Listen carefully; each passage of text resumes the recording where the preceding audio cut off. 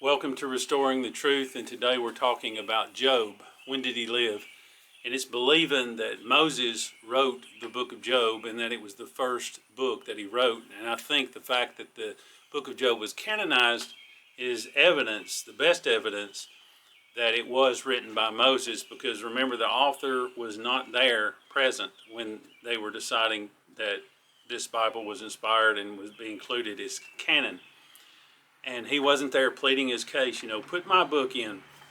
So they had to know who the author was to know that it was inspired, and they had to know who Job was in the story of Job to know that it was authentic and accurate.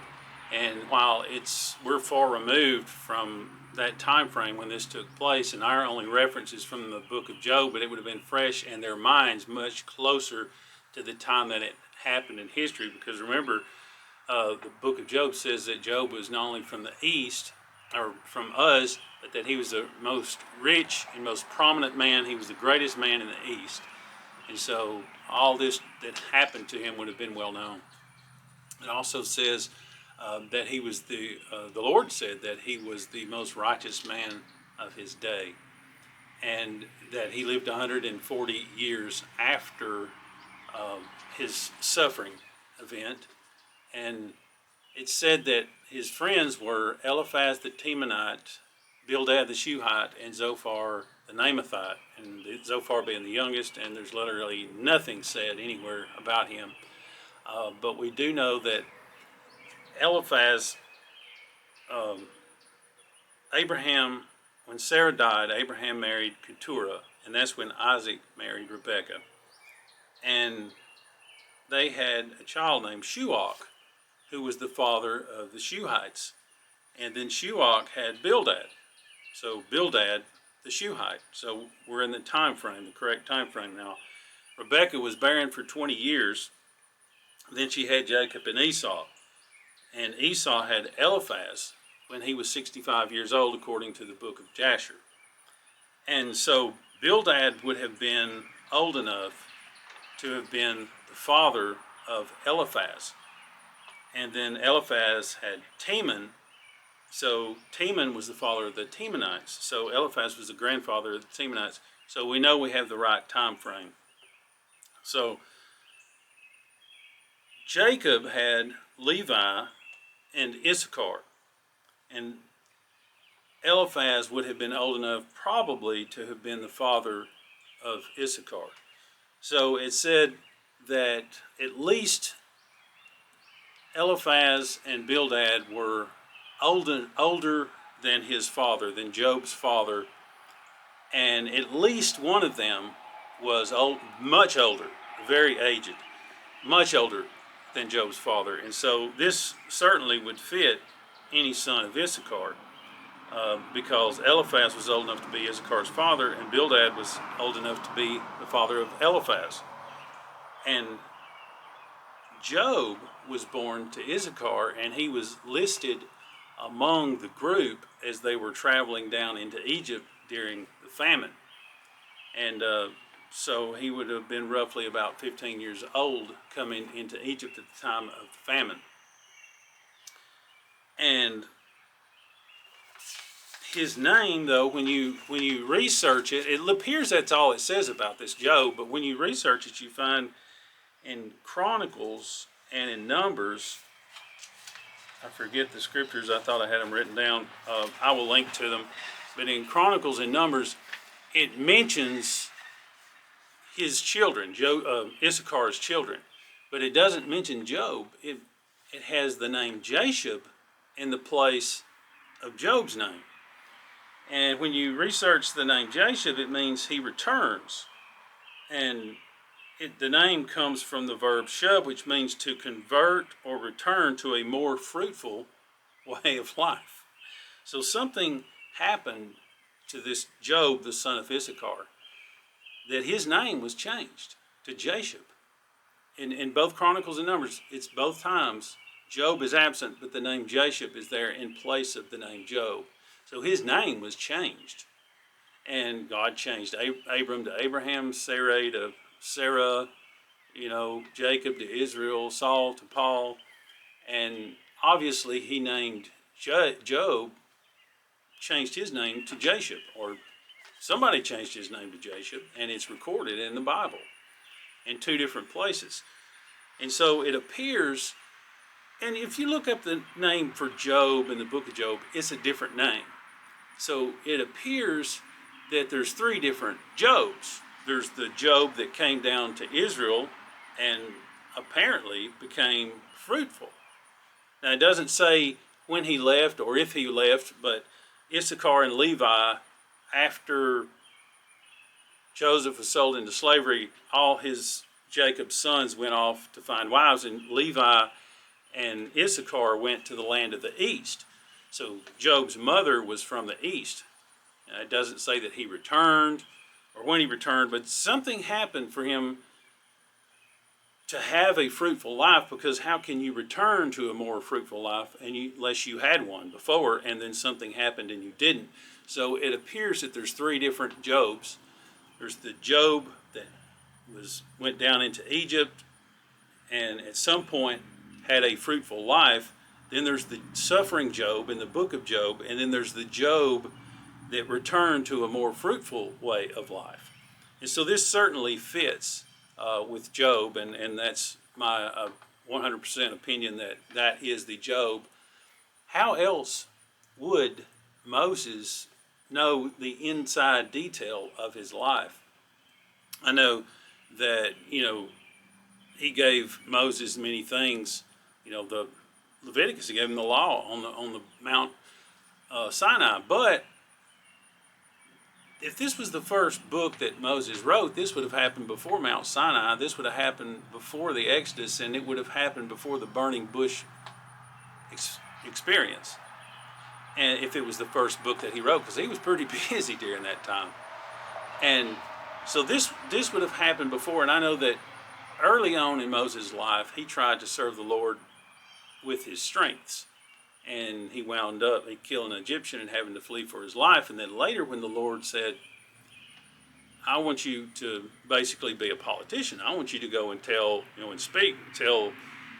Pharaoh to let my people go. And he said he didn't want to do it. He said, I can't do that. And that's literally, I think, the way that we are. We tend to, when we're good at something, we tend to rely on our own strength. But then when we're no good at it, we have to rely on the Lord's strength, and we have to operate by faith. And anyway, this is going to kind of get into a timeline here that I didn't want to get into, but I'm going to be forced to kind of cover it, and so I'm going to.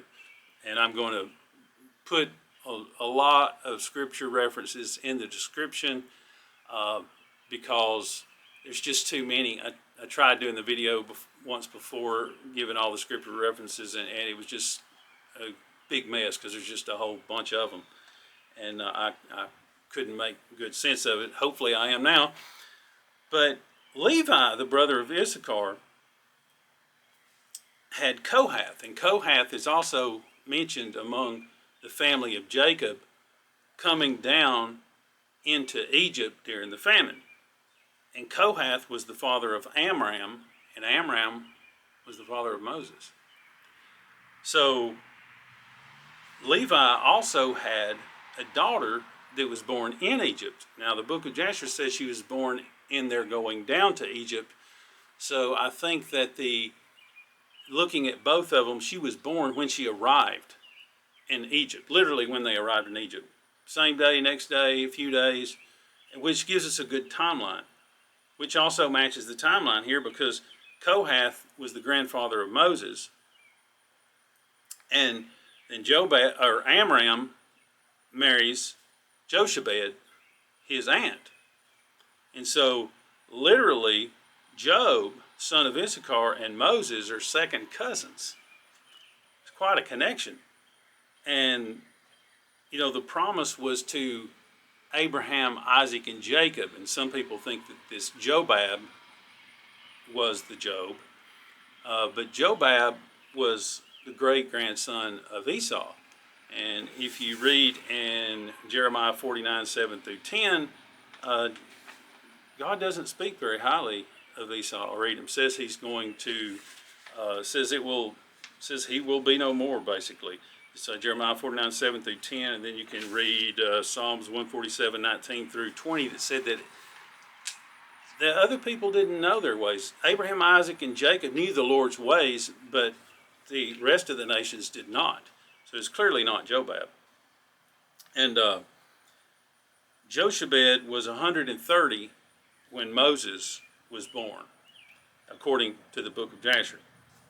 And so it doesn't say how old Amram was when he was born, but if you look at Kohath being alive when they come down into Egypt, and then he has a son, Amram, and Amram is the father of Moses, and you look at that, how long they lived, and there's a problem, because most people believe that they were in Egypt for 430 years.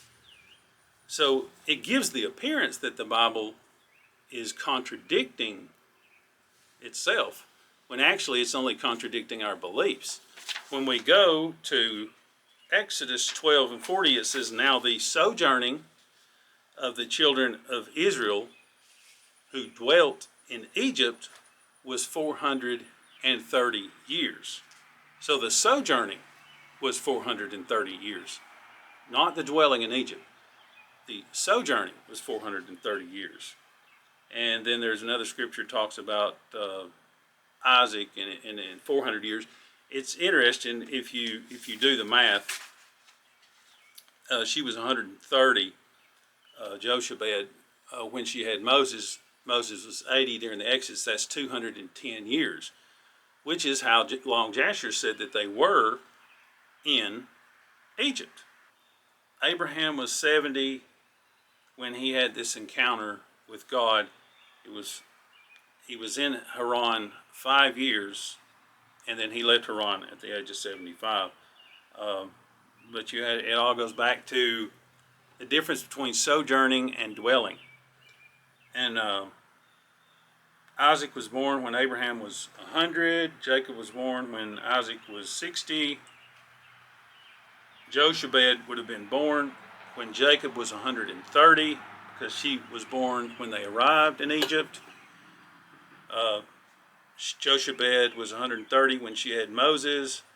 Moses was 80 at the Exodus. So 400 years before the Exodus, Isaac was born. And Abraham was sojourning before Isaac was born. And he was running for his life from Nimrod. And then Isaac was sojourning, and they were sojourners. They were tent dwellers. And so they were sojourning for this whole 430 years. And the other way of looking at it is Kohath died at 133. He was alive when they went into Egypt. And Amram died at 137. So you just cannot get 430 years. It's not possible. You can't get 400 years. It's not, the time is not there. And so there's no discrepancy. The Bible does not contradict itself. It does contradict our understanding of it.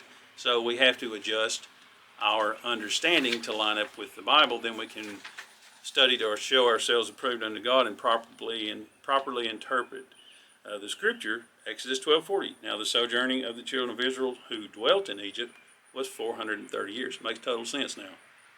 Now we understand it. So hope you enjoyed this today. God bless you, and thank you for watching.